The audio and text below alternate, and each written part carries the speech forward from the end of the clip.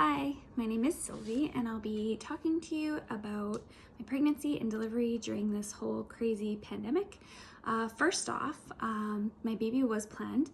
We got married August 2019 and knew that we wanted to have kids right away, so we dove right in. We were together for so long, so we just dove right in.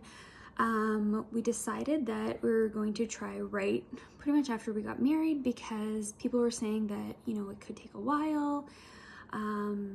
People were saying it could take months, years, whatever. So we just were like, Kate, we'll just do it. So we just dove right in. I got pregnant very quickly. So my baby was born in April 2020. So it took no time, which we didn't expect, but it was great. My pregnancy started off really great. I had mild aches and pains, and then during the whole pregnancy I had mild migraines that turned into like severe migraines towards the end, and then I got asthma really bad in my second trimester, which I didn't realize. I still had asthma, so I had to use my inhaler towards the end pretty much all the time, so that wasn't super great. In my third trimester, I developed a rash, a severe rash called PUPS rash. It's basically hives all over like your stomach where there's like skin that's been stretched from the pregnancy, from the baby growing. It's like so itchy, it burns intensely, and it's very sensitive to the touch. No one can really explain why this happens. It's basically like an allergic reaction to your baby. It's something baby boys have, like it's hormones that they have that just don't mesh well sometimes with the mom's body, so then it creates like an allergic reaction. And 1 in 500 women in Manitoba actually have this, which I didn't know, but now I do. And once I had him, the rash was pretty much gone right away. As far as eating healthy, I eat fairly healthy. I eat fruits, veggies, your daily iron intake. I eat oatmeal, I eat eggs, meats, whatever. So it's like pretty much normal kind of stuff still while I was pregnant. I don't eat anything crazy, so like avoid sushi, stuff like that. And I took prenatal vitamins. My cravings were Dairy Queen blizzards, so that was fantastic.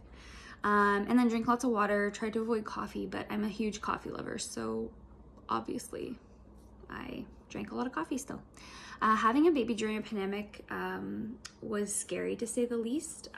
We didn't know what was going to happen in the delivery room.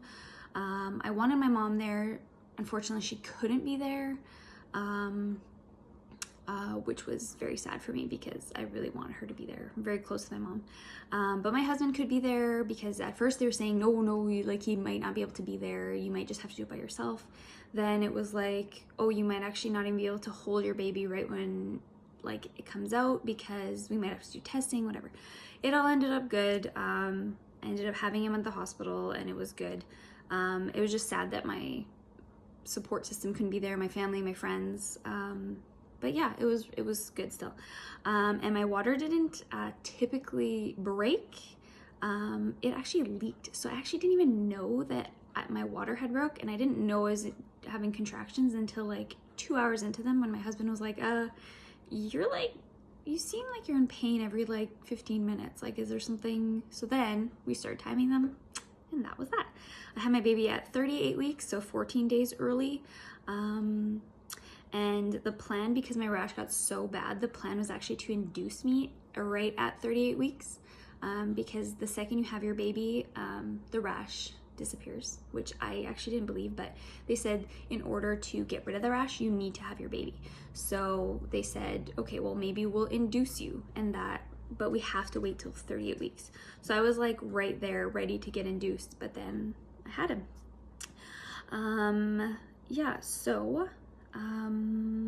I also had really bad leg cramps that actually woke me up screaming, and my husband had to massage me, so that wasn't great, but I mean, in the end it was fine. So I finally was in labor for about 12 hours, and then they offered me the epidural. I didn't want to. I wanted to do a natural birth, but being in labor for that long, I finally caved and said, you know what, let's just do it because I'm done. It was like the worst pain in my life to get that needle in my back. I've had spinals before, which is like a needle above your back for like surgeries and stuff. The epidural is far worse, I have to say. It's far worse. And yeah, so then the total time of pushing was, or the next 14 hours, sorry, weren't too bad. The epidural was good because it helped with contractions, it helped with the pain. So I like virtually didn't feel any pain. When the time came to push him, there was virtually no epidural left. So I did feel everything. I pushed for about 2 hours. That was just his head coming out. And then the next 15 minutes was his body that came out, kind of flew out actually. So yeah, that was intense. I was exhausted actually. So when he came out, they like just kind of threw him on me. And so I like tried to hold him, but I couldn't. I was so exhausted. So my husband took him and then held him, and then he looked at me. I could barely keep my eyes open at this point. And then they took him, weighed him, did everything they needed to do, swaddled him, and then brought him back to me, trying to get him to be on me, whatever. So that was good. Another question I think that was mentioned was, do you tear down? Some women do. I tore up actually. So that was like in your urethra, which is like your pee hole. So I tore upwards instead of down, which apparently is very uncommon, but it does happen. But I'm not like most people, I guess. I needed 7 stitches, which is really not bad. It definitely hurt a lot because at that point you're just like, get away from me, don't touch me, leave me alone, but you're not done. Then they tell you you need to push the placenta. Well, I was exhausted, so I was like, I'm not doing that. So you need to take it out a different way. So they said, okay, well, what we can do is just kind of tug on the umbilical cord and it should come right out. They said it might be painful. They did it. I didn't feel any pain. It was fine. My husband watched everything. He was a trooper. I don't even think I could have seen everything. I was supposed to be able to have a mirror and see. Kind of thank God I forgot about that because I probably wouldn't have wanted to see that anyway. Healing was good. People don't talk about how much a woman will bleed. And I think that should be mentioned more because it's like don't talk about bleeding. It's like, well, it was traumatic. Like you literally had like a watermelon get pushed out of you. Obviously it's gonna be bleeding. And a lot of people don't talk about how long you bleed for. So it was about 2 weeks of like nonstop bleeding, which was not great. And then you actually can't take a bath. Your showers are like limited because you can't really do too much. As far as washing and stuff, you can't use any soaps, you can't do anything like that. So, and yeah, I was basically in diapers for those 2 weeks. So that wasn't great either, but hey, you do what you gotta do. I nursed my baby actually. It was challenging, but it was good. He actually didn't latch right away.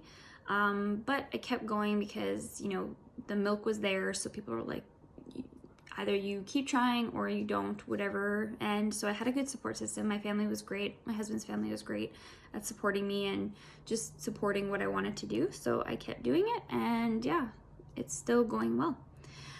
He didn't sleep well. He had acid reflux very badly. It was actually very sad. I'd put him down and he would just scream intensely. So after a while, we just said, okay, this is crazy. Like something's wrong. Like he's sleeping soundly on me. I go to put him down and he's screaming. So I brought him to the hospital. He checked him. He actually had acid reflux. So that is terrible pain for a baby. It's terrible pain for an adult. So what happened was his little, he was growing too quickly. So his little flap actually that stops the acid from coming up into the esophagus.